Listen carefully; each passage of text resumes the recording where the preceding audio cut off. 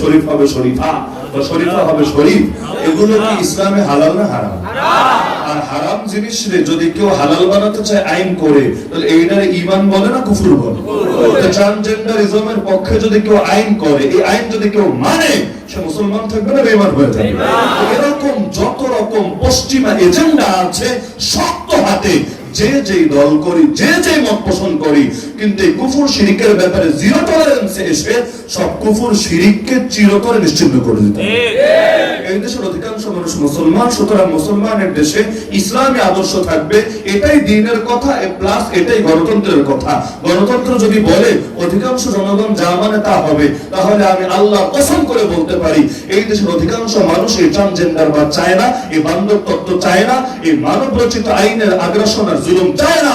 এই দেশের অধিকাংশ মানুষ যেহেতু মুসলমান, সুতরাং ব্যক্তিগত আমলের ত্রুটি থাকলেও তারা ইসলামকে ভালোবাসে এবং তারা মনে প্রাণে বিশ্বাস করে ইসলাম কাউরে ঠকায় না, ইসলাম কারো ক্ষতি করে না। আজও যদি আইন আদালতে ইসলাম বাস্তবায়িত হয়, একজন মানুষও কোনো ক্ষতির শিকার হবে না। মুসলমান তো মুসলমান, এমনকি হিন্দু খ্রিস্টান বৌদ্ধদের উপরও কোনো জুলুম হবে না।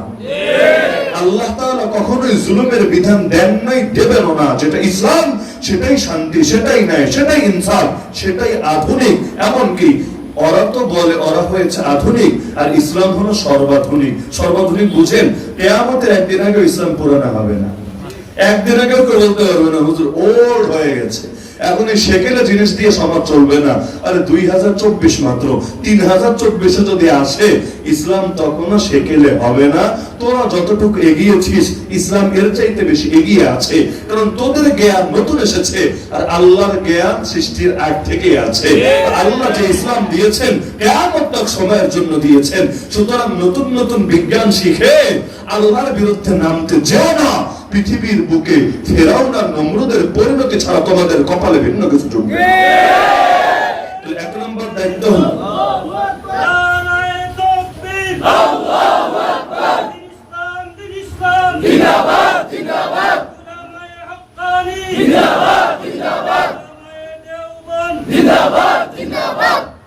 সুতরাং এক নম্বর কাজ কুফর শিরিক দূর করতে হবে। এজন্য সবচাইতে বেশি কাজ আমি আপনাদেরকে দিচ্ছি, সবচাইতে বড় জিম্মাদারি জনমত গঠন করতে হবে। জনমত গঠন বুঝেন, যে যে দল করে করুক, কিন্তু এই লাইনে সবার ভেতরে চেতনা জাগ্রত করতে হবে ইসলাম ছাড়া কোনো উপায় নাই, ইসলামের বিরুদ্ধে যাওয়ার কোনো সুযোগ নাই। ইসলাম ছাড়া কোনো উপায় নাই, ইসলামের বিরুদ্ধে যাওয়ার কোনো সুযোগ নাই। যে যে সেক্টরের লোক হোক, সবাই যদি এই ব্যাপারে একমত হয়, মনে করেন একেবারে কৃষক, শ্রমিক, মজদুর থেকে শুরু করে চাকরিজীবী, ব্যবসায়ী, আইন আদালত, প্রশাসন, উকিল, ব্যারিস্টার, জজ, মন্ত্রী, এমপি, এমএলএ সবাই একমত, তাহলে আর এটা বাস্তবায়নে বাধা কোথায়? আরে বাধা আছে নাকি?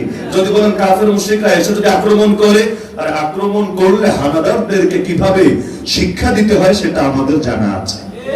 তো বাইরের চিন্তা পরে হবে, নিজের ঘরে তো আগে সামলাতে হবে। ঘরে ভাইয়ে ভাইয়ে যদি দুশ্মনী থাকে, তাহলে ঘরে দমন করতে পর লাগে না, ওরা নিজেরাই আপোষে মরে। আমাদের তো এখন হালত এমন, আমরাই তো আমাদের শত্রু, আমরাই আমাদের শত্রু। তা আমাদের সমন করতে, শত্রুকে দমন করতে বাইরের লোক লাগবে না, আমরাই যথেষ্ট আমাদের দমন করার জন্য।